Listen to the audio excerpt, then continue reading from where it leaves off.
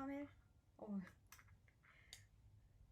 4월 23일 오후 4시 일요일입니다. 일기를 오랜만에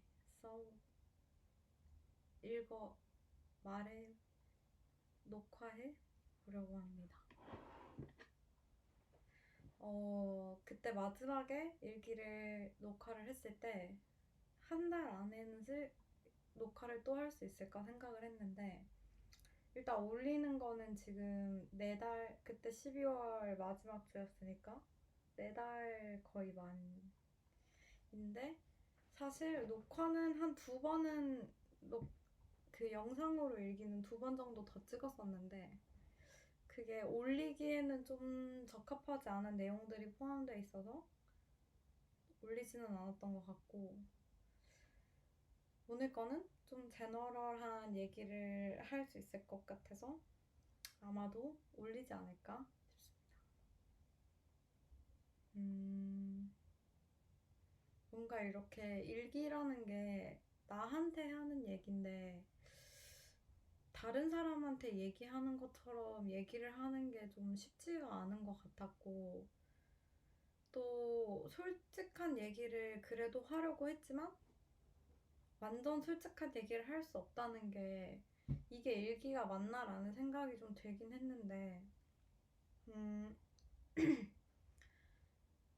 그런 장점이 있었던 게 좀 더 얘기를 할 때 한 번 더 생각하면서 얘기를 할 수 있고, 감정을 배제하고 정말 어떤 현상을 차분히 생각하고 바라볼 수 있다는 점이 좀 좋은 것 같았어요. 그리고 또 편집을 하면서 내가 했던 말을 다시 들어보면서, 아, 내가 이렇게 얘기를 했구나, 이렇게 생각을 했구나, 이런 거를 다시 들어볼 수 있었던 게 되게 좋았던 것 같고, 그래서 오늘은, 근데 그때 이제 편집을 하면서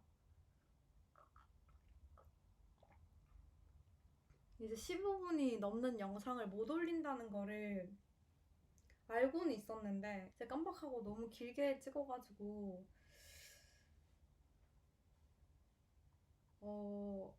여러 편에 나눠서 올리게 될 줄은 몰랐었는데, 오늘도 좀 뭔가 얘기를 하다 보면 길어지지 않을까라는 생각이 들긴 하는데, 아무튼 오늘은 요즘도 아니죠. 핫해진 지 되게 오래된 MBTI에 대해서 얘기를 좀 해보려고 하는데, 저는 사실 막 그런 거를 되게 좋아하는 성격은 아닌데, 편은 아닌데, 이거를 제가 이게 저한테 개인적으로는 되게 좋았던 이유가 뭐냐면, 저는 되게 MBTI를 사실 진짜 한국에서 유행하기 전에, 훨씬 전에 사실 테스트를 하게 됐었어요. 그때, 그러니까 한국에서 정확히 유행이 언제부터 시작됐는지는 모르겠는데, 그래도 한 2년, 3년 정도 됐나요? 근데 제가 MBTI 테스트를 처음 하게 된 이유가, 이제 저희 회사에서 신입사원 교육 때 MBTI 테스트를 했었어요. 제가 처음 입사한 회사에서 이제 신입사원 교육 때 MBTI 테스트를 했었는데, 그때는 그래서 MBTI가 뭔지도 모르고 테스트를 했었고, 이제 그때 뭔지 뭐 설명을 해주셨는데 막 그렇게 임팩트 있게 듣지도 않았고, 근데 그때 제가 기억이 되게 남는 게 뭐냐면, 저는 이제 어렸을 때부터 되게 주변에서 이제 특이하다라는 얘기를 되게 많이 듣고 자랐어요, 친구들한테. 근데 아무래도 이제 제가 여중 여고를 나왔고, 또 가족 내에서는 어머니랑 되게 친하다 보니까 주변에 이제 여자가 많은 환경에서만 계속 살아왔는데, 계속 남자들이랑 좀 많이 어울리는 상황이 됐었어요. 대학교 때도 이제, 물론 제일 친한 친구나 막 같이 주로 밥을 주로 먹는 건 남자인 친구들이긴 했는데, 제일 친한 친구는 당연히 여자인 친구들이었지만, 막 주로 시간을 많이 보내거나 어울리거나 이런 거는 남자인 친구들이었고, 막 이제 좀 그러니까 편하게 다가갈 수 있는 존재들이 남자들인 거예요. 그래서 근데 뭐 제가 남자를 당연히 뭐 이성애자니까 남자를 좋아하긴 하지만 그런 막 이성적인 이유가 절대 아니고, 뭔가 이제 대화를 하거나 접근을 할 때 그러니까 여자들이랑 이렇게 어울리는 것보다 남자들이랑 어울리는 게 조금 더 편했고, 그런 성격적 특성을 가지고 있었기 때문에 이제 친한 여자애들한테서 되게 특이하다라는 평을 많이 받았었어요. 근데 그때 이제 MBTI 테스트를 하고 그 신입사원 교육에서 뭘 했냐면, 그 뭔가 그때 뭐 유사한 MBTI들 묶음인가 아니면 같은 MBTI 묶음인가 이렇게 끼리 그룹을 나눠가지고 모아놨었어요. 이렇게 모아서 분단을 만들어가지고 이제 조를 이렇게 묶어놨었는데, 저희 분단에 이제 딱 모아놨는데 아무도 말을 안 했어요. 아무도 말을 안 했고, 그거에 대해서 아무도 불편함을 느끼고 있지 않았고, 그냥 다들 그냥 가만히 이렇게 물뚱물뚱 쳐다보고 있었는데, 이제 그 교육 담당하시는 분이 오셔서, 강사님이 오셔서, 아, 여기 조 MBTI가 뭐죠? 이렇게 물어봐서 저희가 그때 뭐예요? 이렇게 말씀을 드렸는데, 역시 그 MBTI 분단답게 아무도 말을 안 하네요. 이렇게 말씀을 하시는 거예요. 그래서 저는 그게 아직도 기억에 남아요. 그래서 이게 뭔가 내가 특이한 게 아니라 그냥 나와 성격이 비슷한 사람들이 여태까지 내가 있었던 그런 집단에 없었구나. 약간 이런 생각을 그때 처음으로 했던 것 같아요. 그래서 사실 이제 저는 그런 뭔가 이제 이런 특이하다라는 그런 피드백이 사실 언제나 좋은 형태로 왔던 건 아니었거든요. 그래서 굉장히 안 좋은 상황에 처했던 적도 많고, 그런 것 때문에 저도 사실 그런 특성들이 안 좋은 형태로 발현이 됐었기 때문에, 그런 뭐 어렸을 때는 사회화가 되기 전이고 막 그런 관계성이 확립되지 않았을 때니까 좀 뭔가 말을 직설적으로 한다거나, 뭔가 나의 단점이 정확히 무엇인지 모르는 상태였으니까, 그걸 어떻게 개선해야 될지도 모르는 상태였으니까, 그 날 것 그대로의 성격을 가지고 있었기 때문에 그거에 대해서 되게 불편한 점이 많았었는데, 이제 그게 내가 다른 사람에 특이해서, 그러니까 내가 잘못돼서가 아니라 그냥 나라는 사람과 비슷한 사람들이 세상에 또 있구나, 그냥 나랑 다른 사람들이었구나, 내가 틀린 게 아니라 그냥 개선하면 되는 거였구나, 이런, 그러니까 보완하면 되는 거였구나 라는 거를 그때 처음 알게 됐었어요. 그러고 나서 이제 MBTI라는 게 한국에서 유행을 하게 돼서 그때 검사했던 게 그거였는데 이렇게 하게 됐고, 조금 더 이제 유행하면서 세분화하게 알게 돼서 제가 관심을 가지게 됐던 것 같아요. 그래서 저는 이제 근데 좀 단순하게 막 이렇게 겉핥기식으로 이제 좀 알고 넘어가는 그런 성격은 아니어서 좀 세분화하게 좀 깊게 들어가서 공부를 해봤었고, 공부라기보다는 그냥 뭐 좀 찾아보고 막 이렇게 했었는데, 이제 뭐 사람들이 단순하게 뭐 E는 외향적이고 I는 내향적이고 막 이런 식으로 알잖아요. 근데 그렇게 사실 또 판단하다 보면 또 사람을 오해하게 되는 그런 기준이 되더라고요. 그래서 뭐 사실 이게 다 똑같아요. 뭐 너 MBTI 믿어? 라는 말이 있잖아요. 근데 저는 사실 그 말 자체가 말이 안 된다고 생각하거든요. 너 혈액형 믿어? 별자리 믿어? 이거는 그렇게 질문할 수 있어요. 왜냐면 혈액형이나 별자리는 내가 태어난 걸로 결정이 되는 거잖아요. 혈액형과 별자리는. 근데 그거는 그래서 논리적인 근거가 없어요. 나라는 걸 설명해 줄 수 있는 게 생득적인 어떤 요소로 이렇게 결정이 되는 거잖아요.